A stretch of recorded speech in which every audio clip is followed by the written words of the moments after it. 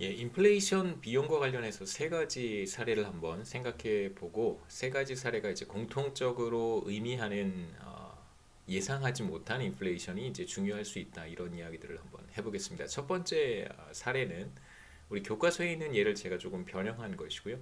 20년 전에 은퇴한 알렉스는 은퇴할 당시 회사로부터 매년 10,000달러를 지급해주는 연금 패키지를 받게 되었습니다. 그런데 이제 이 연금 패키지 10,000달러라고 하는 것은 이 명목가치예요. 명목가치. 그러니까 예를 들면 지금의 10,000달러와 10년 전의 10,000달러를 비교해 보면 당연히 예, 10년 전의 10,000달러가 훨씬 더 예, 가치가 있겠죠. 예, 문제는 이제 10년 뒤에 똑같이 10,000달러를 준다고 한다면 지금은 10,000달러가 가치가 있을지 모르겠지만 10년 뒤에 10,000달러는 그다지 크게 매력적이지는 않습니다. 더군다나 이제 인플레이션율이 굉장히 높은 상황이라면 지금 같은 상황은 그렇진 않은데요. 하지만 지난 20년간 엄청난 인플레이션으로 인해서 연금 패키지의 이제 실질 가치가 4,000달러로 떨어졌다고 생각해 볼 수 있는 거예요. 그러니까 실제로 지금도 10,000달러를 받는 건데 어떤 가치로 따져본다면 절반 이상 그 화폐 가치가 떨어진 것이다 이렇게 이해하시면 되겠습니다. 두 번째는 은행을 소유한 베키는 이제 뱅커고요. 은행의 이제 오너라고 생각하면 됩니다.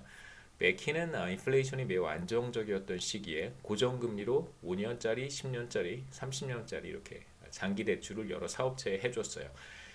은행이기 때문에 기업들한테 이제 대출을 해줬고 대출은 고정금리의 형태로 이렇게 사실 대출해주는 경우는 거의 없습니다.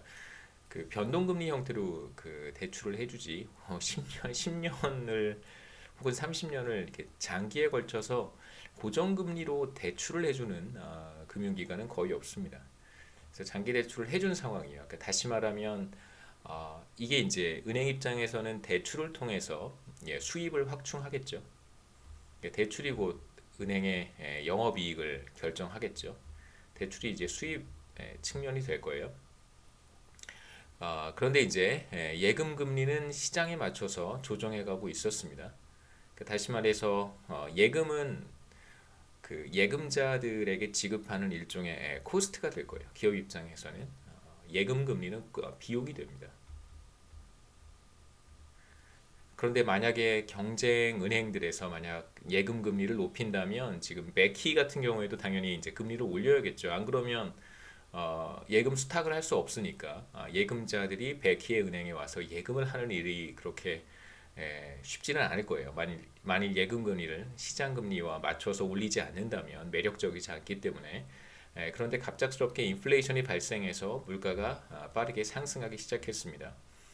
예금 금리를 올리지 않는다면 예금 금리는 명목 금리이기 때문에 그래서 피셔 이퀘이션을 그대로 생각하시면 좋아요. 그래서 명목 금리는 실질 이자율 더하기 예상 물가 상승률 혹은 뭐 그냥 물가 상승률이라고 생각해도 좋습니다. 이런 상황에서 만일 인플레이션율이 가파르게 상승했다면 그러면 당연히 화폐 가치가 떨어지기 때문에 화폐를 혹은 통화를 시중은행에 맡겼을 때 발생하는 어떤 기회비용이 높아질 수밖에 없습니다. 그렇기 때문에 혹은 뭐 화폐를 제가 가지고 있을 때 기회비용이 그만큼 커지겠죠. 화폐 가치가 빠른 속도로 떨어지기 때문에 빨리 화폐를 어떤 다른 현물 자산으로 바꾸는 것이 더 매력적이지 인플레이션율이 높은 상황에서 캐시를 가지고 있는 것은 그만큼 비용이 수반되는 일입니다. 여기서의 비용은 이제 화폐 가치가 얼마만큼 하락하는가를 의미하겠죠. 그래서 화폐를 뭐 내가 가지고 있으면 아무것도 얻지 못하지만 은행에 맡기면 이제 이자라도 얻을 수 있잖아요. 그런데 인플레이션율이 굉장히 빠르게 상승하는 상황에서 어, 은행에 캐시를 맡겼는데 그에 상응하는 어떤 높은 금리를 제공하지 않으면 뭐 그런 은행은 매력적이지 않습니다. 그래서 예금 금리를 올리지 않을 경우 많은 고객들을 잃을 수 있다고 판단한 베키는 물가 상승률에 따라서 이제 예금 금리를 올리기 시작했어요. 피셔 이퀘이션을 생각하시면 좋습니다. 자, 그러나 예금 금리를 지나치게 올릴 경우에 이제 어떤 문제가 생기냐면 은행 입장에서는 예금 금리를 계속해서 올린다는 건 비용이 늘어난다는 뜻입니다. 계속해서 비용은 증가할 거예요. 그 금리를 일종의 이제 예, 비용이 상승하는 측면이 있다고 생각하시면 되고요. 그런데 문제는 뭐냐면 이미 이제 5년, 10년, 30년에 걸쳐서 고정금리로 장기 대출을 했기 때문에 사실 수입을 확충하는 것은 비교적 쉽지는 않습니다. 물론 이제 여유 자금이 있어서 은행 내에 뭐 추가로 대출을 할 때는 비교적 높은 금리, 뭐 이제 변동금리 이렇게 대출을 해주면 되겠죠. 예, 뭐 여신을 하면 됩니다만 지금 그런 상황 뭐 그 정도의 여력이 만약 백희한테 부족하다면 그렇다면 사실 은행의 재정 구조가 취약해질 수 있습니다. 그래서 기존에 여러 곳에 대출해준 대출 금리가 고정금리여서 추가로 수입이 발생할 여지는 없고요. 물론 이제 대출 금리를 올릴 수 있으면 우리가 수입을 어느 정도 확충할 수 있을 것이다라고 얘기할 수 있지만 지금 상황은 이제 그렇게 용이하지 않은 상황을 우리가 가정하고 있고요. 그래서 이런 경우에는 이제 예상하지 못한 인플레이션으로 인해서 은행업이 위기에 봉착하게 되는 그런 상황을 생각해 볼 수 있습니다. 세 번째는 이제 찰리의 몰기지 케이스인데요. 찰리는 굉장히 그 수입이 많은 사람이어서 굉장히 그 부담이 많이 수반되는 그런 몰기지를 구입했다고 한번 생각해 보겠습니다. 그래서 US 몰기지라고 하는 것은 한국의 주택담보대출과는 조금 달라요. 뭐 대체적으로 유사하긴 하지만 한국에서는 집을 구입하려면 요즘 뭐 서울의 집값이 너무 많이 올라서 뭐 대출을 받는 게 쉽지는 않을 텐데 뭐 지금 이제 부동산 제도가 좀 바뀌긴 했지만 바뀌기 전에요. 바뀌기 전 생각해 보면 뭐 10억짜리 집을 산다고 했을 때 보통 한 금융기관에서 4억까지는 대출을 해줬습니다. 지금은 아마 8억 이상의 집을 구입할 때 은행에서 대출을 그렇게 많이 안 해주는 걸로 알고 있는데요. 4억까지 대출을 받을 수 있어요. 그러니까 자신이 얼마만큼 60%의 돈이 있어야 되고 그다음에 40%는 금융기관에서 대출을 받을 수 있겠죠. 이런 형태가 이제 한국의 주택담보대출이고 기본적으로 40%의 대출이 가능한 이유는 은행이 이제 그 부동산 혹은 주택을 담보로 해서 대출을 해주는 것입니다. 그러니까 대출을 받는 사람의 신용이라든가 이런 거는 고려하지 않고요. 일종의 이제 부동산 자산이 있으니까 자산에 대해서 대출을 해주는 거예요. 그런데 이제 US 모기지 같은 경우에는 기본적으로 구조가 조금 다릅니다. 그래서 신용이 높은 사람 같은 경우에는 그러니까 신용도 같이 평가를 해서 신용이 좋은 사람의 경우에는 10억짜리 집을 구입한다고 했을 때 뭐 한 9억까지도 은행에서 대출을 해줘요. 그러니까 90%를 대출을 해준다고 생각해 볼 수 있습니다. 그래서 자신이 지불해야 되는 돈을 보통 다운페이라고 하는데 다운페이는 뭐 신용이 좋은 사람은 한 10%, 그다음에 신용이 조금 나쁜 사람들은 뭐 한 20에서 30% 정도를 다운페이를 하고 나머지 은행에서 대출을 받은 금액을 이제 분할해서 상환해가는 그런 구조고요. 그래서 20년, 30년 동안 이제 분할 상환하는 방식이라고 할 수 있습니다. 그래서 찰리는 월급이 20만 불 정도 돼요. 이게 교과서 이그제물입니다. 월급이 한 우리 돈으로 2억이 넘는 거죠. 20만 불에 육박하는 찰리는 수영장도 있고 골프장도 있는 그런 집을 몰기지를 통해서 구입을 했어요. 그러니까 뭐 자신이 현금을 다 내고 집을 구입한 것이 아니고 은행의 대출을 통해서 집을 구입을 했는데 이제 매달 그 페이해야 되는 몰기지 금액이 뭐 매달 10만 불인 거예요. 굉장히 많은 금액을 내고 있는 것입니다.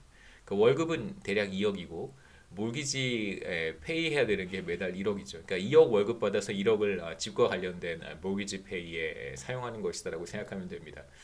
현재 인플레이션율이 한 3%로 안정되어 있고 뭐 명목 금리는 한 5%다라고 한번 해보죠. 이거 그냥 간단한 계산으로 생각하시면 돼요. I는 실질 이자율 플러스 물가 상승률, 명목 금리는 5%고 물가 상승률은 한 3%다. 이렇게 생각하시면 됩니다. 실질 이자율이 뭐 대충 2%라고 생각하면 되겠죠. 실질 이자율은 일정한 상태에서 갑자기 물가가 빠르게 상승하기 시작해서 인플레이션율이 8%가 됐다고 한번 해보죠. 그래서 5%포인트가 상승했습니다. 자, 그러면 실질 이자율이 일정하다면 뭐 당연히 명목 이자율은 5%포인트만큼 상승할 테니까 명목 금리가 이제 10%로 상승했다고 우리는 얘기할 수 있겠죠. 그냥 단순하게 결국 찰리가 매달 부담해야 되는 몰기지도 이제 2배가 됐다고 우리가 가정해 보겠습니다. 명목 금리가 2배가 됐고요. 그렇기 때문에 뭐 몰기지 페이도 매달 10만 불에서 매달 20만 불로 두 배가 됐다라고 우리가 생각해 볼 수 있겠죠. 그래서 찰리의 경우에는 이사를 가야겠죠. 아무리 월급이 20만 불이라고 하더라도 몰기지 페이에 써야 되는 돈이 만약에 20만 불이라고 한다면 그래서 집을 팔아야 할지 말아야 될지 고민하고 있다 이렇게 생각해 볼 수 있습니다. 근데 지금 우리가 굉장히 비현실적인 이그젬플, 찰리의 모기지 케이스는 굉장히 비현실적인 이그젬플이긴 하지만 그렇게 비현실적이진 않습니다. 만약에 월급이 뭐 한 500불 정도 되는 사람을 생각해 보죠. 우리 돈으로 뭐 한 5,000불, 우리 돈으로 한 뭐 600만 원, 5,000불 정도 되는 사람이 있습니다. 그런데 이 사람이 만약에 같은 시츄에이션에서 몰기지를 매달 1,000불씩 페이하고 있다고 생각해 보세요. 2,000불이라고 합시다. 월급은 5,000달러인데 매월 페이해야 되는 이제 몰기지가 한 2,000달러가 된다. 네, 그런 상황에서 같은 사건이 발생했어요. 인플레이션율이 빠르게 상승해서 명목금리가 두 배가 되었다. 그렇다면 상환해야 되는 이제 몰기지 페이도 4,000달러가 되겠죠. 그렇다면 실제로 이 사람은 월급 5,000달러에서 4,000달러를 주택 관련된 지출로 사용하고 나면 실제로 쓸 수 있는 돈은 1,000달러밖에 되지 않으니까 이 경우에도 이 사람은 어떤 의사결정을 할 것이라고 생각할 수 있냐면 이사를 가든가 주택을 처분하든가 뭔가 다른 몰기지 파이낸스를 조금 다시 재구조화한다든가 뭔가 다른 의사결정을 할 것이라고 우리는 예상할 수 있습니다. 그런데 문제는 뭐냐면 만약 찰리 같은 경우에도 앞으로 이러한 그러니까 주택을 구입하는 시점에서 몰기지를 구입하는 시점에서 물가 상승률이 굉장히 높을 것이라고 예상을 했었더라면 그러니까 5%라고 지금 3%라고 생각해서 뭐 10만 불짜리 몰기지를 구입을 했는데 만일 물가 상승률이 8%가 될 거라고 만일 예상을 했었더라면 과연 이러한 의사결정을 했을까? 뭐 또 다른 이야기가 될 수 있겠죠. 그래서 우리 지금 봤던 세 가지 케이스를 정리를 해보면 문제가 되는 것은 결국 예상하지 못한 인플레이션이라고 이야기할 수 있습니다. 알렉스 경우에도 예상하지 못한 가파른 물가 상승으로 인해서 실질 소득이 감소한 경우고요. 연금, 명목 가치로 연금을 받기로 했기 때문에 이러한 문제가 생기는 것이죠. 연금의 문제였었고 두 번째 베키는 이제 금융업, 은행을 소유하고 있습니다. 예상하지 못한 물가 상승으로 인해서 은행 부분에 손실이 발생하고요. 그래서 이러한 문제가 여러 은행에 확산될 수 있다면 그러면 이제 뱅킹 크라이시스가 발생할 수도 있습니다. 물론 이제 그렇게까지 진행이 되지 않을 거라고 생각하겠지만 찰리 같은 경우에도 말씀드렸듯이 예상하지 못한 물가 상승으로 인해서 주택 시장이 붕괴될 수 있겠죠. 굉장히 많은 사람들이 비슷한 타격을 받는다면 문제가 발생한 공통적인 원인은 바로 세 사람 모두 앞으로 발생할 인플레이션을 예상하지 못했다는 것입니다. 그래서 만일 앞으로 이러한 인플레이션율을 예상했었더라면 뭐 알렉스나 베키나 찰리 같은 경우에 이런 의사결정을 하지 않았을 거라고 우리는 예상해 볼 수 있어요. 인플레이션을 예상하지 못했을 때 이제 자원 배분이 왜곡되는 등 이런 이제 비효율적인 경제학에서 얘기하는 이제 비효율성 이런 것들이 이제 초래될 수가 있습니다. 그렇게 되면 비효율성은 경제적 비효율성, 사회적 비효율성은 결국 사회적 비용, deadweight loss라고 여러분 배우셨을 텐데요. 미시 혹은 뭐 경제학 원론에서 사중 손실이라고 보통 얘기를 하는데요. deadweight loss라고 이러한 이제 사회적 비용이 발생하게 됩니다. 두 가지 우리 예를 한번 생각해 볼 수 있는데요. 첫 번째가 이제 tax distortion이라고 해서 조세 왜곡이에요. 그러니까 뭐 부동산이든 주택이든 어떤 자산을 보유하고 있는 사람의 경우에 그러니까 실질 가치가 사실상 높아지진 않았어요. 상승하지 않았어요. 그래서 실질 가치라고 하는 것은 뭐 소비자 물가 수준으로 평가했을 때 만약에 물가가 상승한 만큼 제가 보유하고 있는 집의 주택 가격이 상승했다면 사실상 자본 이득은 없는 거잖아요. 그런데 만약에 인플레이션이 굉장히 심하다면 자본이득이 발생한 것처럼 보일 수도 있습니다. 실질 가치로 평가했을 때 자본이득이 발생하지 않았음에도 불구하고 단순히 인플레이션으로 인해서 자산 가치, 명목 가치죠. 자산 가치가 상승하게 된다면 자본이득이 발생한 것처럼 보일 수도 있습니다. 그러니까 실제로 주택 시장이 과열돼서 주택 가격이 상승하는 것은 이게 이제 순수하게 인플레이션이라고 보기는 어려운데 그러니까 전반적으로 물가가 굉장히 빠르게 상승하는 과정에서 주택 가격도 같이 상승했다면 사실상 주택 가격의 상승은 지금 같은 상황은 그렇게 저도 생각하지는 않습니다. 물가 상승률이 1%도 채 되지 않는 지금 시기인데 주택 가격은 거의 뭐 10%막 지난 한 2, 3년 동안 보면은 막 몇십 퍼센트 거의 뭐 2배 가까이 주택 가격이 상승한 곳도 있기 때문에 지금 같은 상황은 우리가 그렇게 볼 수는 없겠습니다만 우리가 지금 생각할 수 있는 상황은 인플레이션율이 굉장히 높은 시기에 주택 가격도 비슷한 수준으로 상승할 수 있고 그렇다면 사실상 실질 가치로 평가했을 때 어떤 자본의 이득, 자산 가치의 증가가 없었다라고 볼 수 있는데 만일 자본의 이득이 발생했는가를 우리가 살펴본다면 발생한 것처럼 보일 수 있다는 거예요. 그래서 우리가 T를 편의상 뭐 한 10년 기간 동안 주택 가격 혹은 자산의 가격이 어떻게 변화했는가를 이렇게 계산해 볼 수 있습니다. 자산 가격의 변화율이겠죠. 증감률을. 그러니까 제로기와 T기 사이에 자산의 가치가 얼마나 몇 퍼센트나 증가했는가. 일단 100을 곱하면 이제 퍼센트가 되는 거고요. 증감률을 간단하게 계산할 수 있습니다. 그래서 T 시점에 예를 들면 지금 2020년에 주택 가격에서 2010년의 주택 가격을 빼고 그래서 2020년의 주택 가격으로 나눠주면 그러면 이제 자본이득이 얼마나 되는지 생각해 볼 수 있는데요. 물론 차이점은 이게 P0가 아니라 이제 PT를 쓴다는 거예요. 네. 이게 얼마나 자본이득이 발생했는지 우리가 계산할 수 있는데 우리나라의 케이스에 우리나라에서는 별로 이렇게 적용이 되지는 않습니다. 뭐 양도소득세 계산할 때 뭐 이런 비슷한 뭐 좀 달라요. 뭐 과세 뭐 표준이 또 다르기 때문에 자본이득 계산해 보면 실제로 물가 상승 때문에 2010년에 자산의 가치가 1억 원이었고요. 10년 동안 여기서 파이는 물가 상승률입니다. 10년 동안 물가 상승률 정도로만 상승한 거예요. 그런데 물가 상승률이 굉장히 높았다면 2020년에 자산 가치도 굉장히 높겠죠. 이 값이 굉장히 큰 값을 가질 거라고 우리 생각해 볼 수 있어요. 자, 그렇게 되면 자본 이득이 발생한 것처럼 보이고 실제로 실질 가치가 상승하지 않았음에도 불구하고 타 가치 물가가 올라갔으니까요. 그럼에도 불구하고 자본 이득에 대해서 만약에 정부가 과세를 한다면 자본 이득이 발생하지 않았는데 세금을 내야 되는 그러한 문제가 생길 수 있습니다. 자본 이득이 발생하지 않았는데 세금을 낸다는 건 결국 자원 배분의 비효율성, 왜곡을 초래한다라고 우리가 이야기를 하고요. 그렇게 되면 아까도 말씀드렸듯이 경제 전체 사회적인 비용 증가하게 됩니다. 두 번째는 이제 슈레더 코스트라고 해서 인플레이션이 빈번하게 발생하는 시기에 사람들이 캐시를 가지고 있으려고 하는 인센티브가 줄어들잖아요. 캐시를 오래 가지고 있으면 오래 가지고 있을수록 그만큼 화폐 가치가 떨어져서 화폐 보유에 대한 기회비용이 높기 때문에 가능한 뭔가 이렇게 은행을 자주 왔다 갔다 한다든가 혹은 뭐 필요한 트랜잭션이 그러니까 전에는 하지 않았었을 그런 이제 좀 불필요한 트랜잭션을 많이 하게 되기 때문에 신발이 닳아서 그렇죠. 구두가 닳아서 신발이 닳아서 발생하는 비용을 슈 레더 코스트라고 부릅니다. 그래서 뭐 구두 비용 이렇게 부르기도 하는데요. 운동화 비용 이렇게 불러도 괜찮습니다.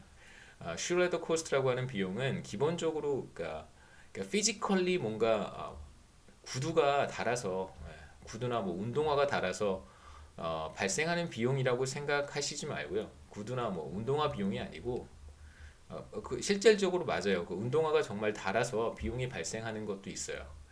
그런데 이것뿐만이 아니라 이러한 과정에서 그러니까 전에는 하지 않았었을 불필요한 트랜잭션을 수행하는 과정에서 발생하는 다양한 비용, 뭐 시간 비용이 있을 수도 있고요.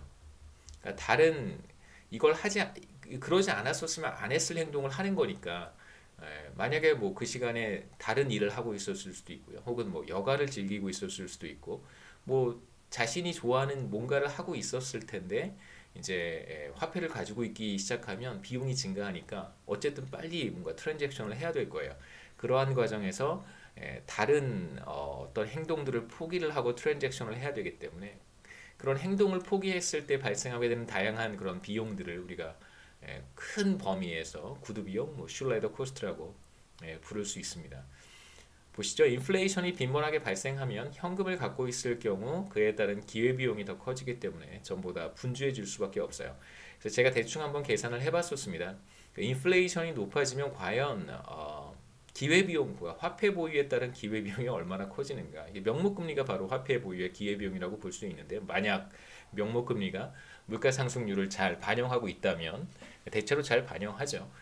인플레이션이 3%일 때 편의상 우리가 명목금리가 5%였다라고 한번 해보죠. 그러면 명목금리가 5%면 현금 1억 원을 하루 가지고 있을 때 얼마만큼의 기회비용이 발생하냐면요. 그러니까 명목금리를 제가 희생하는 거예요. 뭐 1억이라는 돈이 있지도 않지만 제가 만약에 1억이라는 돈을 캐시로 가지고 있다면 은행에 맡겼었더라면 제가 5%의 이자를 받을 수 있는데 그걸 포기한 거기 때문에 단순하게 이제 기회비용을 이자 비용 정도로만 한번 생각해 보겠습니다. 그래서 1억에 5%면 대략 얼마가 되냐면 500만 원 정도가 되고요. 그 500만 원을 365일로 나누면 13,700원이 돼요. 그러니까 1억 원을 제가 하루 가지고 있으면 물론 이제 달달이 이자를 지급하는 금융상품은 보통 이제 증권사에서 뭐 하는 MMF 정도일 수 있겠습니다만 보통 시중은행에서는 1억 원 하루 맡긴다 그래서 이제 이자를 주고 그러진 않죠. 그런 금융상품이 시중은행에 상업은행에는 없기 때문에 그래서 만일 제가 하루 정도 1억 원을 가지고 있다면 13,700원을 손해를 보는 것이고 거의 뭐 한 식사 두 끼 점심 저녁 값은 제가 손해를 보는 것 같고요. 인플레이션이 만약 8%로 뛰어서 명목금리도 한 10%가 된다라고 한번 해보면 그러면 당연히 이제 현금 1억을 하루 가지고 있을 때의 기회비용도 2배가 되겠죠. 명목금리가 2배가 된다고 우리가 가정을 할 수 있으면 그러면 이제 27,000원, 27,400원 정도 제가 손해를 보게 됩니다. 적지는 않은 돈이에요. 1억 원을 하루 가지고 있을 때 발생하는 이자 비용 손실, 이자 손실이죠. 27,400원을 제가 손해를 보게 됩니다. 만일 인플레이션이 8%로만 뛰어도 이제 이런 상황인데 이거보다 만일 더 높아진다면 그러면 사람들은 전부 다 훨씬 더 바빠질 거예요. 캐시를 가지고 있을 때 기회비용이 그만큼 높아지기 때문에 그래서 인플레이션으로 인해서 현금 보유의 기회비용이 상승하면 은행에 부지런히 다녀야 하는 이제 번거로움이 생길 수 있고요. 아까도 말씀드렸듯이 단순히 은행을 왔다 갔다 하는 그러한 과정에서 발생하는 정말 뭐 구두나 운동화가 달아서 발생하는 비용이라고만 생각하지 마시고 다른 중요한 일들을 해야 되는데 물론 이제 27,400원만큼의 가치가 있지는 않았겠죠. 안 그랬었으면 차라리 27,400원을 포기를 하고 나에게 더 중요한 일을 했었을 거예요. 그러니까 first best를 항상 사람은 선택을 하기 때문에 자, 이 경우에 여기에서 이야기하는 또 다른 코스트라고 하는 것은 단순히 구두 운동화 비용뿐만 아니라 27,400원을 결국은 선택한 거잖아요. 그걸 아끼기 위해서 뭔가 트랜잭션을 하는 건데 그거 다음에 내가 했었을 행위 그러니까 원래는 내가 A라고 하는 행동을 늘 하고 있었어요. 27,400원을 손해보기 전까지는 그러다가 갑자기 이제 인플레이션이 뛰어서 27,400원짜리 저기 어디 한 2에 해당하는 그런 우선순위에서 밀려 있었던 그런 행위가 이제 A를 치고 올라오는 거죠. 그러니까 A라고 하는 행위는 저한테 27,400원만큼의 가치는 없는 거죠, 이제. 차라리 27,400원을 제가 세이브하는 게 더 좋을 수도 있기 때문에. 그렇게 되면 여기서 얘기하는 구두비용이라고 하는 것은 이러한 행위, A라고 하는 액션도, 비헤이비어도 포함이 된다라는 뜻입니다. 이제 마지막 섹션은 과도한 재정 정책으로 인한 인플레이션이고요. 지금 한국 경제, 전 세계 경제에 해당이 될 수 있는 사안이기는 한데 아직까지는 이제 코로나 바이러스 관련돼서 물가 상승률이 그 일부 품목에 있어서는 좀 심각하게 나타나는 것 같아요. 물가 상승률이 조금 높게 나타나는데 전반적으로는 그 총수요가 위축되어 있는 상황이기 때문에 총수요가 위축되어 있는 상황이기 때문에 인플레이션에 대한 압력은 사실상 그렇게 크진 않습니다.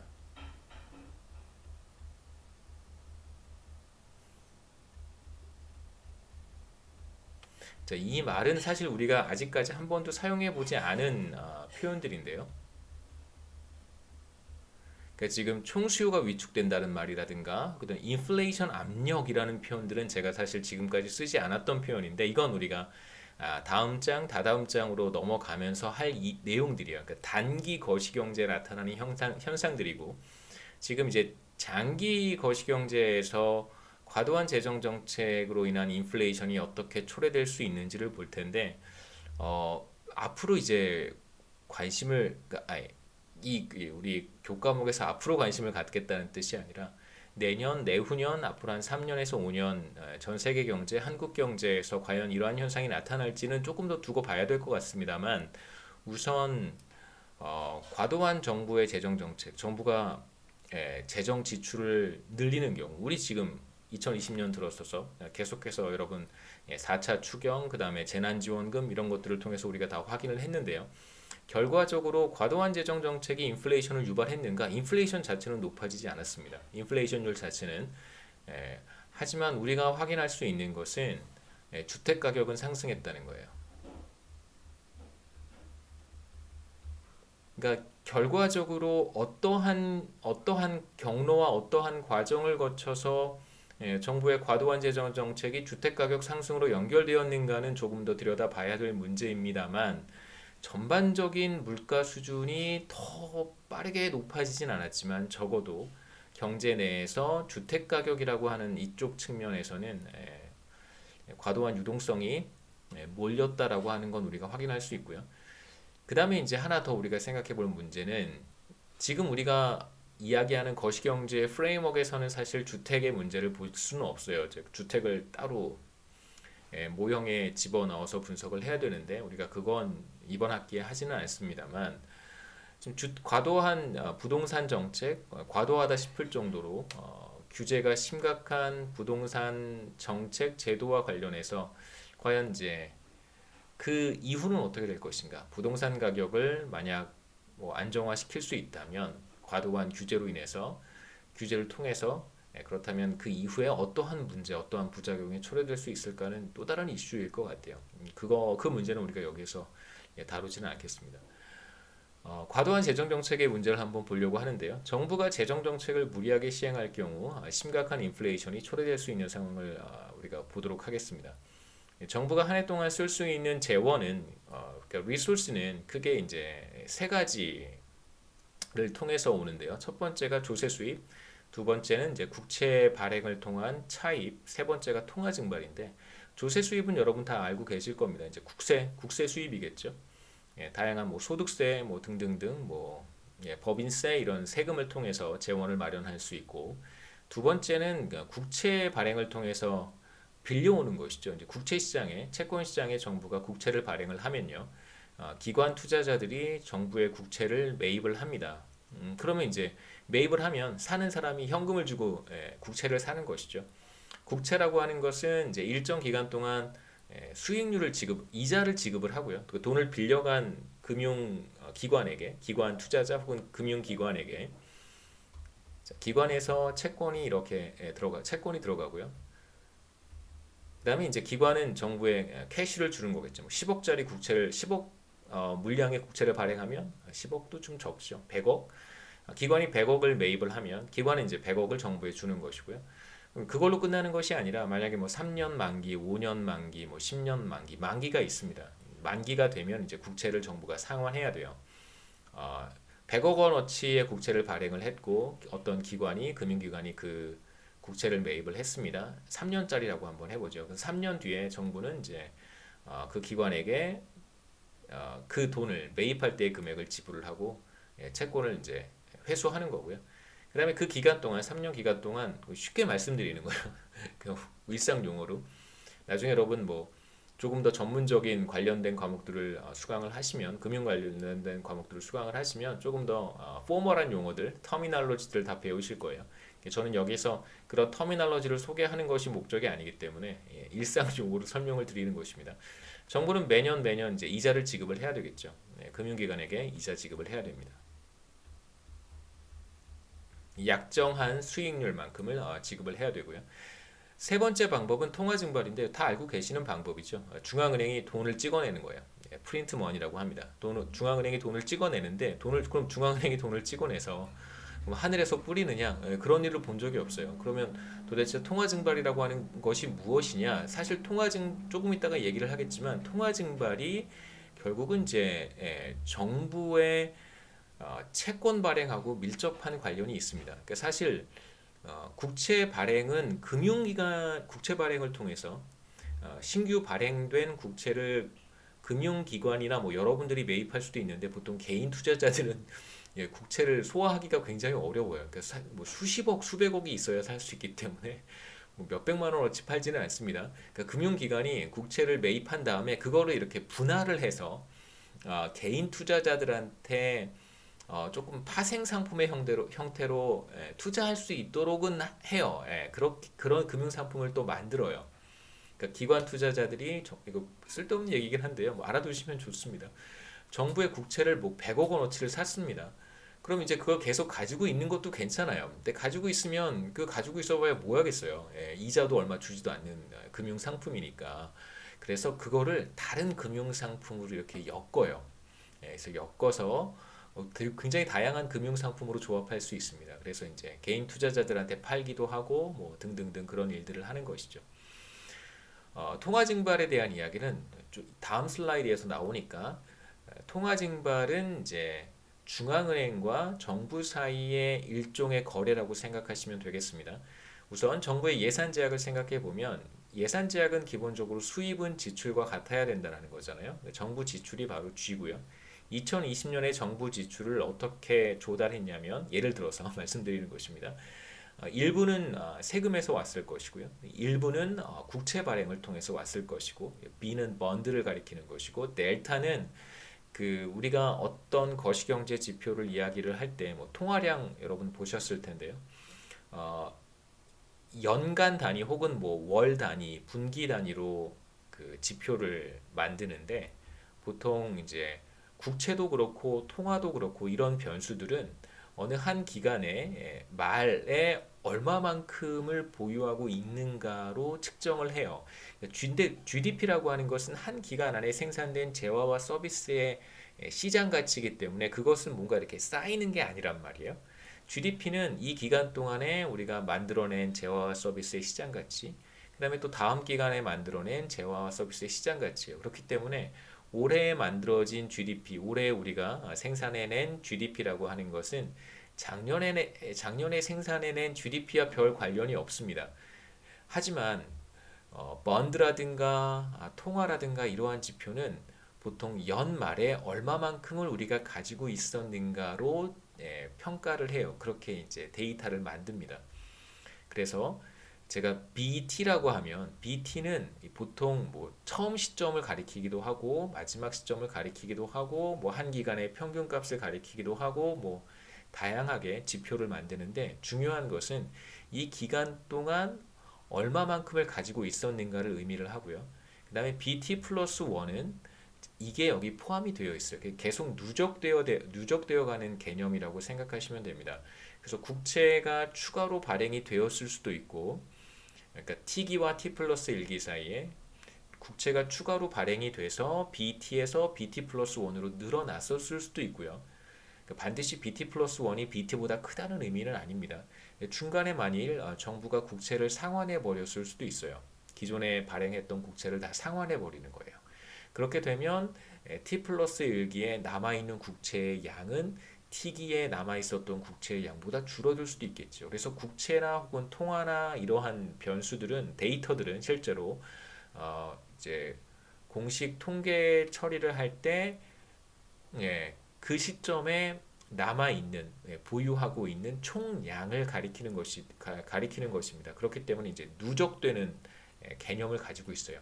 이러한 변수를 우리가 뭐 저량 변수 혹은 스탁이라고 부르고요. 아까 말씀드렸던 GDP라든가 그 해에 생산된 게 그 다음에 생산된 거와 물론 연관은 있겠죠. 뭐 작년에 많이 생산했으면 다시 올해도 좀 많이 생산할 수도 있고 뭐 이렇게 그런 이제 관련성은 있는데 지금 이렇게 보시듯이 채권이나 통화와 같은 그러한 변수는 아니에요. 그래서 GDP 같은 변수를 우리가 유량 변수 혹은 flow라고 이야기를 합니다. 여하튼 그래서 제가 델타라고 표현한 것은 추가로 발행된 이런 의미를 제가 담고 싶어서 B라고 하면 그 시점에 국채 물량이란 말이에요. 그렇기 때문에 이거는 뭐 5년 전에 발행된 것도 포함이 되어 있을 수 있고 10년 전에 발행이 된 게 다 포함이 되어 있을 수 있어요. 그렇기 때문에 단순히 B라고 쓰면 그 의미가 명확하지 않기 때문에 다시 말씀드리면 B라고 하는 변수는 실제로 데이터가 있어요. 그 데이터 밑에 보시면 표에 중앙정부의 국채라고 하는 게 보시면 2018년에 648조, 2019년에 696조, 2020년에 4차 추경까지 끝났을 때 812조예요. 그러니까 이게 계속 늘어나잖아요. 그 이유가 뭐냐면 물론 이 중에 일부 상환하는 것도 있지만 계속해서 발행해 가니까 점점 늘어나는 거예요. 그러면 2020년에 B라고 하는 것에는 재작년에 발행한 국채도 들어가 있고 뭐 5년 전, 10년 전에 발행한 것도 다 들어가 있어요. 그런데 제가 지금 말씀드리고 싶은 것은 정부의 예산 제약이라고 하는 것은 지출과 수입이 같다는 것이고 그렇다면 올해 발생한 수입은 올해의 조세 수입 그 다음에 올해 추가로 발행된 채권만 우리가 카운트를 해야 되잖아요. 그렇기 때문에 작년까지 있었던 국채는 이미 다 무시를 하고 올해 추가로 발행된 국채만 카운트를 하면 그게 바로 올해의 새로운 정부 수입이 될 거라는 것이죠. 그렇게 해서 이제 델타라는 표시를 한 것이고요. 통화량도 마찬가지입니다. 그러니까 작년까지 발행된 혹은 작년까지 이렇게 시중에 돌아다녔던 그런 통화가 있을 텐데 돈들이 있을 텐데 올해 추가로 한국은행에서 찍어낸 거 2020년 1월 1일부터 지금까지 한국은행에서 찍어낸 돈만 우리가 카운트를 하자라고 하면 델타 M이라고 표현하는 것이 더 정확한 표현이에요. 왜냐하면 말씀드렸듯이 M이라고 표현을 하면 이건 어떤 의미가 있냐면 이게 우리가 데이터를 그렇게 만들기 때문에 그래요. 이걸 이제 알고 들여다보면 뭐 당연한 건데 사실 처음 보는 사람들한테는 이게 되게 생소할 수 있습니다. M이라고 하는 것은 지금 시점까지 돌아다니고 있는 돈이란 말이에요. 화폐의 총량이에요. 그러면 이 돈은 10년 전에 발행된 돈도 있을 것이고 찍어낸 돈도 있을 것이고 20년 전에 찍어낸 돈도 다 여기 들어가 있단 말이에요. 데이터를 그렇게 우리가 만들어요. 그렇다면 2019년 12월 31일까지 찍어낸 돈은 다 무시하고 2020년 1월 1일부터 지금까지 찍어낸 돈이 얼마일까? 라고 우리가 그 찍어낸 돈에 관심이 있다면 그걸 델타 M 추가로 발행된 통화라고 표현하는 것이 더 정확한 표현이어서 제가 이렇게 썼습니다. 보시면 밑에 표를 보시면 중앙정부의 국채는 18년부터 20년까지 이제 계속 늘어났고요. 아직 2020년이 끝나지 않았기 때문에 제가 증가분은 이 두 해 18년과 19년 사이에 중앙정부의 국채 증가분 델타 B죠. 추가로 늘어난 국채가 얼마냐면 47.9조 원, 대략 50조가 조금 안 되고 통화량은 M2 기준으로 광의 통화였습니다. M2 기준으로 보면 2018년에 2,700조, 2019년에 2,900조, 2020년에 3,100조 이렇게 빠른 속도로 늘어났고요. 2018년과 19년 사이에 M2가 얼마나 늘어났냐면 우리가 델타 M이라고 이야기를 하는 것이죠. 늘어났냐면 209조 정도 늘어났습니다. 그러니까 물론 이제 여기에서 그러면 늘어난 채권이 다 통화 발행이냐 이렇게 생각하셔서는 안 되고요. 그러니까 국채도 늘어났고 통화량도 늘어났다. 그런데 이 둘 사이에 어떤 관련성은 있을 것이다. 이 정도로만 이해하시면 되겠습니다. 이 정도만 생각하시면 돼요. 자, 이제 우리가 위기 상황에서 경제 위기 상황에서 정부가 어떠한 선택을 할 수 있을지를 한번 생각해 볼 텐데 정부가 위기 극복을 위해 정부 지출을 늘리는 상황을 생각해 보겠습니다. 정부가 정부 지출을 늘리려면 그 예산의 버짓이 있잖아요. 예산이 있기 때문에 정부 지출을 늘리려면 셋 중에 하나를 선택해야 됩니다. 첫 번째, 조세 수입을 늘리던가, 그러니까 세수 증대죠. 또는 국채를 신규로 발행하던가, 또는 세 번째, 통화를 찍어내는 방법. 중앙은행에서 돈을 찍어내는 통화 증발, 이 세 가지 방법이 있습니다. 그런데 이제 위기 극복 상황에서는 절대 정부가 하지 않는 행위가 뭐냐면 세수 증대는 하지 않아요. 왜 그러냐면 경제 위기 상황에서는 소비도 줄어들고 그 다음에 기업의 투자도 줄어들어요. 이러한 상황에서 만일 세수를 늘리게 되면 뭐 세금은 기업과 크게는 가계와 기업이 부담하는 것이죠. 가계 부분에서 세수를 늘리게 되면 가계의 처분 가능 소득 혹은 뭐 가처분 소득, 디스포저블 인컴이 줄어듭니다. 그리고 부모님들께 한번 여쭤보세요. 최근에 재산세 이런 게 많이 늘어나가지고 디스포저블 인컴이 많이 줄어듭니다. 그렇게 되면 실제로 소비할 수 있는 여력이 줄어들기 때문에 경제 위기 상황에서 소비가 늘어나지 못하게 되는 그런 문제가 생겨요. 법인세도 마찬가지예요. 법인세율을 인상하거나 혹은 뭐 법인세의 범위를 뭐 확대한다든가 정부가 그렇게 세수 중대를 꾀하게 되면 그럼 마찬가지죠. 기업들도 투자가 위축되거나 혹은 영업이익이 줄어들기 때문에 다른 어떤 경제 활동에 제약이 가해질 수 있어요. 그래서 경제 위기 상황에서 세수를 증대하게 되면 기업의 투자도 늘어나지 못합니다.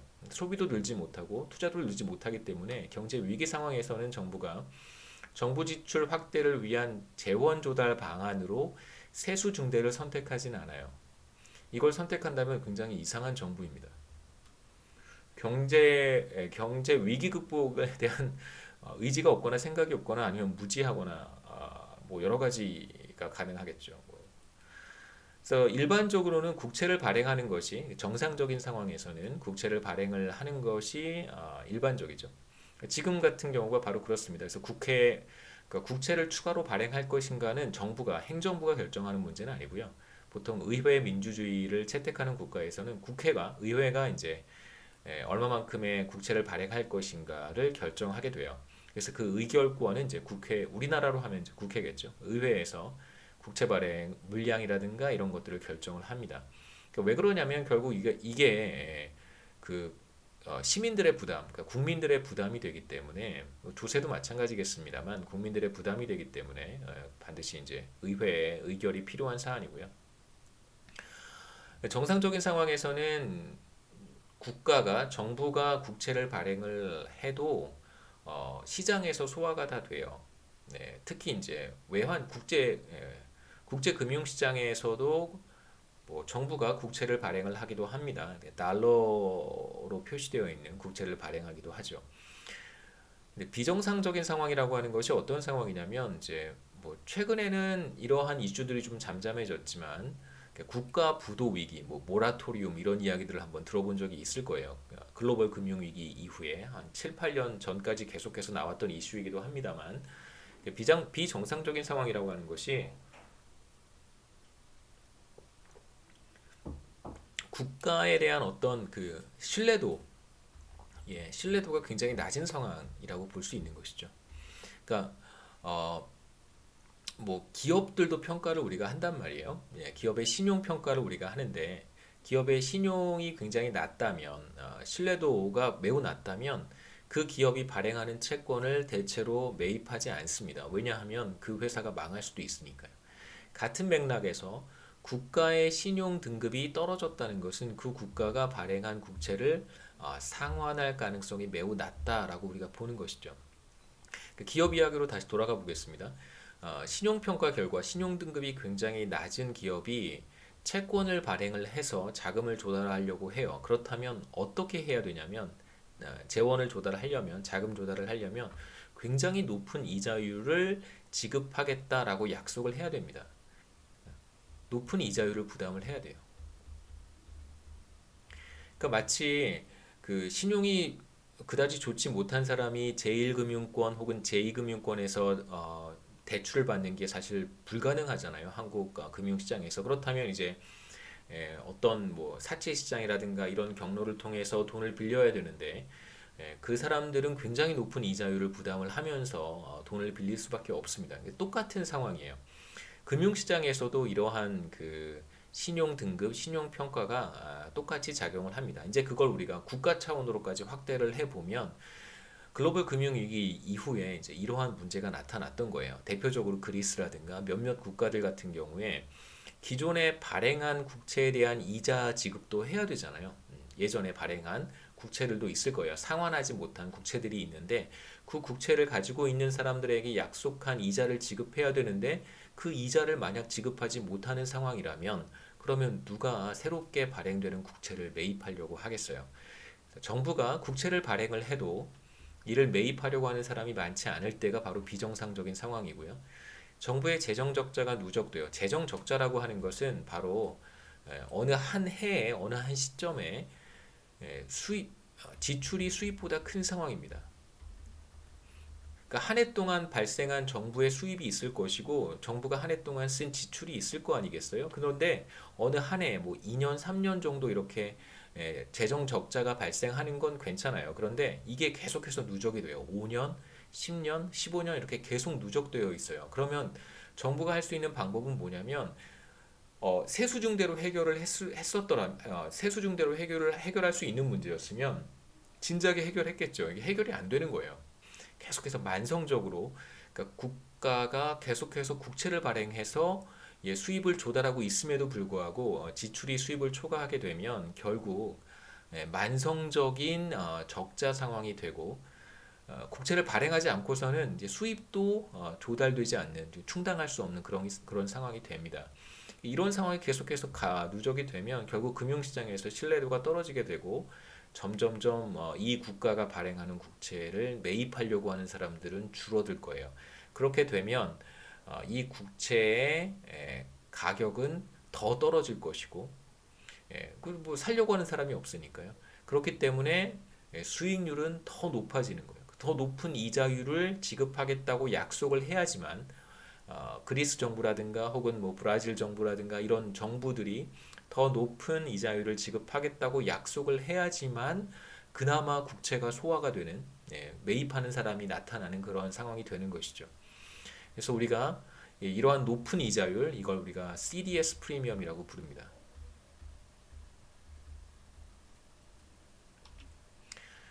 글로벌 금융위기 이후 유럽 몇 개 국가들의 재정 위기에서 이러한 비정상적인 상황들을 볼 수 있었고요. 그리스의 국채가 유럽 금융시장에서 이제 헐값으로 거래가 되었다. 이 말은 다시 얘기하면 발행 금리가 굉장히 높다는 거예요. 그러니까 굉장히 높은 이자율을 줄 테니까 우리 국채를 사주십시오 이런 뜻이 되는 것입니다. 안 그러면 누가 사겠어요? 이자율이라도 그러니까 언제 뭐 국가 부도를 선언할 수도 있는 것이잖아요. 디클레어 할 수도 있는 상황이기 때문에 굉장히 높은 이자라도 받으려고 할 거라는 거예요. 이들 국가의 국채를 매입하려고 하는 금융기관들이. 참고로 이제 독일의 국채가 안전자산이라고 이제 평가할 수 있고요. 반대로 지금 우리가 생각하고 있는 그리스의 국채는 이제 위험자산으로 간주가 되겠죠. 아까 말씀드렸듯이 이제 CDS 프리미엄이라고 하는 것이 있는데 크레딧 디폴트 스왑 프리미엄의 약자고요. 이건 자금 조달을 위해 국채를 발행할 경우 위험 프리미엄을 제시를 해야 되는데요. 시장에 참가한 참가자들이 이들 나라의 국채를 그래야지만 매입하려고 할 것입니다. 그래서 이제 독일의 이야기를 잠깐 했던 이유는 독일이 안전자산이면 독일 국채의 수익률이 있겠죠. 독일도 어느 정도 일정한 금리를 약속을 해야 독일 국채도 누군가 살 거 아니겠어요. 그 뭐 수익률이 없는 금융 상품을 누가 매입하려고 하겠어요. 그래서 국채가 안전자산이면 독일 국채에 어떤 수익률이 있을 것이고, 그러니까 이것과 이제 그리스 국채의 수익률이 있겠죠. 이 차이를 대체적으로 크레딧 디폴트 스왑이라고 생각하시면 됩니다. 그러니까 안전자산과 위험자산 사이에 이제 수익률 차이를 반드시 그런 것은 아닌데요. 대체적으로 안전자산과 위험자산 사이에 수익률의 차이를 보통 뭐 스프레드라고 부르기도 하고 혹은 뭐 지금 이 경우에는 국채의 경우에는 크레딧 디폴트 스왑 프리미엄이라고 부르기도 합니다. 그렇다면 왜 이들 국가들의 국채는 위험자산으로 간주될까? 국가의 재정 적자가 매우 심각한 수준이어서 이미 이제 발행된 국채조차도 상환하지 못할 가능성이 높기 때문에 위험자산으로 간주하는 것입니다. 그러니까 뭐 위험자산이라고 하는 게 대단한 게 아니잖아요. 그러니까 디폴트할 확률이 뭐 일정 수준 이상이 되면 우리가 대체적으로 그러한 자산들을 다 위험자산으로 간주를 합니다. 이제 마지막으로 중앙은행과 정부 사이의 어떤 거래, 우리가 정부가 재원 조달을 위해서 통화 증발도 선택할 수 있고 국채 발행도 우리가 선택할 수 있는데요. 두 가지를 우리가 앞서 봤었습니다. 여기서 이제 새롭게 등장하는 용어는 debt monetization이라고 하는 용어가 있는데 이건 경제학 용어는 아니고요. 금융시장에서 사람들이 사용했던 용어들이기도 합니다. 그러니까 debt monetization은 debt을 머니화하는 거예요. 화폐화한다는 뜻입니다. 실제로 국채를 발행을 해서 국제금융시장에 뭐 팔 수도 있고 정부가 혹은 뭐 국내 시장에서 국내 금융기관들이 그런 국채를 매입할 수도 있는데 debt monetization은 정부가 국채를 발행을 하는데 이걸 누가 사는 거냐면 중앙은행이 그냥 매입해 버리는 거예요. 굉장히 단순합니다. 국채를 발행을 했고 그 국채를 그냥 중앙은행한테 줘요.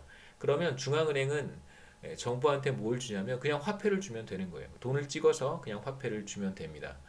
굉장히 쉬운 거래죠. 그러니까 이러한 거래는 웬만해서는 일어나서는 안 되는 거래고요.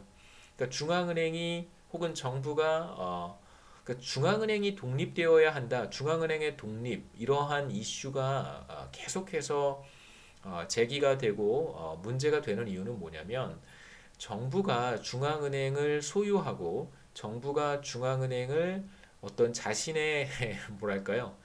사금고처럼 개인 정부의 금고처럼 재무부라든가 우리로 하면 기획재정부인가요?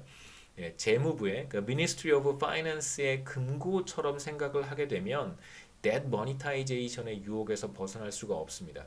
다시 말씀드리면 정부는 의회의 승인을 받아서 일정 규모의 국채를 발행을 해야 되고요. 그걸 이제 시장에서 소진을 해야 되는데 이러한 어떤 뭐 적법한 절차라고 할 수 있는데 이러한 과정을 무시하고 정부가 그냥 중앙은행한테 국채를 떠넘기고요. 사실 떠넘기는 것도 단순해요. 그냥 장부에다가 쓰기만 하면 돼요. 국채 발행하는 절차 뭐 그렇게 중요하지도 않잖아요. 어차피 중앙은행이 가지고 있을 텐데 그냥 중앙은행의 그 자산 항목에다가 자산입니다. 자산 항목에다가 이렇게 그 저기 대한민국 정부 국채 보유하고 있으니까 이렇게 장부에 적어놓고 그냥 화폐 그냥 정부한테 넘겨주면 돼요. 그럼 정부가 마음대로 화폐를 사용할 수 있게 되는 상황이 벌어지겠죠.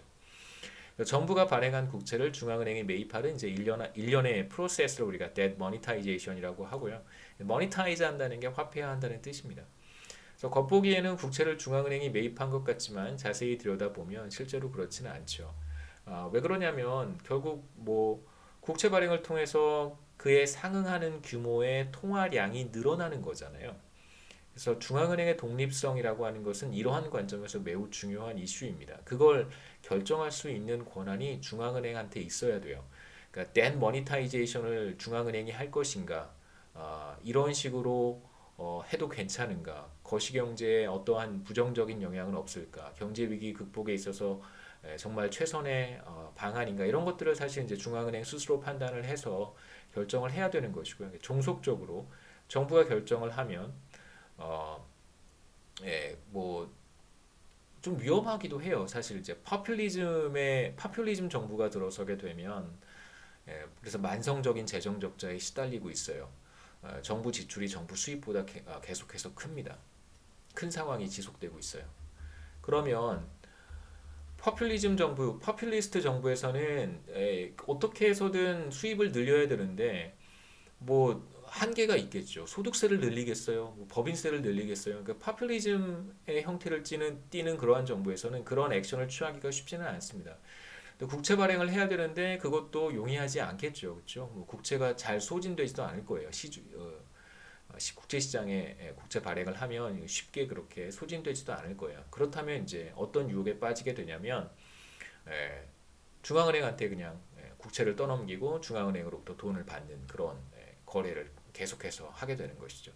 이러한 사례가 지금도 비일비재합니다. 뭐 경제 규모가 조금 작고 그 다음에 어떤 정치적으로 뭐랄까요? 의사결정, 견제와 균형, checks and balance가 제대로 작동하지 않고 파퓰리즘 정부가 들어선 아프리카 국가들이라든가 뭐 중남미 국가들에서 계속해서 발생하고 그래서 하이퍼 인플레이션이 생기고 뭐 계속해서 반복되는 문제들입니다. 네, 그렇고요. 국채 발행 규모가 수조 원이라면 이 엄청난 금액을 국민 중 일부가 부담한 것이 되겠죠. 된 모니타이제이션 결과 국채를 중앙은행에 넘겼고 중앙은행은 수조 원에 달하는 금액을 정부한테 줬어요. 그래서 정부는 그 돈을 쓰겠죠. 뭐 어떻게 쓰는지는 모르겠습니다만 쓸 거예요. 그렇다면 결국 과도한 인플레이션이 발생할 것이고 중장기적으로 그러면 그 부담은 고스란히 국민의 몫이 됩니다. 왜냐하면 통화량의 과도한 증발, 빠른 속도로 늘어나는 통화량, 중장기적으로 인플레이션을 유발할 것이고요. 그렇게 되면 화폐를 보유하고 있었던 사람들은 댄 모니타이제이션으로 인해서 상당한 비용을 부담을 해야 됩니다. 그래서 여러분 다 잘 알고 계시는 인플레이션이 굉장히 높은 상황에서 예상하지 못한 인플레이션이 발생한 상황에서는 죄송합니다. 화폐라든가 금융자산을 보유하고 있는 사람들이 그만큼 많이 손실을 보게 되고요. 뭐 채권자와 채무자 중에 누가 손해를 보느냐? 당연히 채권자가 채무자보다 더 많은 손해. 채권자가 루저가 되고요. 채무자가 위너가 되는 그런 자원 배분의 왜곡 상황이 계속해서 벌어지게 되겠죠. 그래서 댄 모니타이제이션의 부담은 국민들에게 돌아가기 때문에 이러한 뭐 현상을 우리가 인플레이션 텍스 혹은 뭐 시니어리즈라고 부릅니다. 그러니까 세뇨라고 스페니쉬에서 왔는데요. 세뇨르는 이제 뭐 선생님 뭐 이런 뜻이기도 하지만 귀족들을 가리키는 말이기도 했었습니다. 귀족들을 가리켜서 이제 세뇨라고 하죠. 예전에는 이제 귀족들이 영주 혹은 뭐 귀족들이 자신들이 이제 통치하는 지역에서 화폐를 발행할 수 있는 권한이 있었어요. 주조권이라고 하는 게 있었습니다. 화폐를 발행하는 그런 권한이죠. 일반인들이 화폐를 발행하게 되면 그거는 사실 뭐 화폐 위조와 같은 것이고요. 귀족만 화폐를 만들 수 있었는데 그러한 귀족들의 권한을 가리켜서 이제 시니어리즈라고 하고요. 결국 화폐를 계속해서 발행하게 되면 화폐 가치가 떨어지고 제가 가지고 있었던 화폐 가치가 떨어지게 되면 결국 저는 어떤 일을 한 거냐면 정부에 세금을 낸 거예요. 그러니까 제 화폐 가치가 떨어졌으니까. 그래서 결국 인플레이션 텍스라고 하는 것은 화폐라든가 금융자산을 가지고 있는 사람들한테 과세를 하게 되는 매우 불공정하고 형평성이 떨어지는 그러한 텍스라고 우리가 이야기할 수도 있습니다. 뭐 세니어리즈와 관련해서는 또 재밌는 이야기들이 많긴 하지만 우리가 시간이 많지 않기 때문에 뭐 사실은 거시경제학을 하면서 이런 얘기들을 하는 게 사실 저도 더 재밌긴 하거든요. 네, 뭐 악화가 양화를 구축한다 이러한 얘기들도 결국 시니어리즈에서 오는 것이고요. 일단 8장 이야기는 여기까지 하고 또 이어지는 동영상 클립에서 1시간이 됐는데요. 네, 간단하게 우리 9장 보고 또 네, 넘어가겠습니다.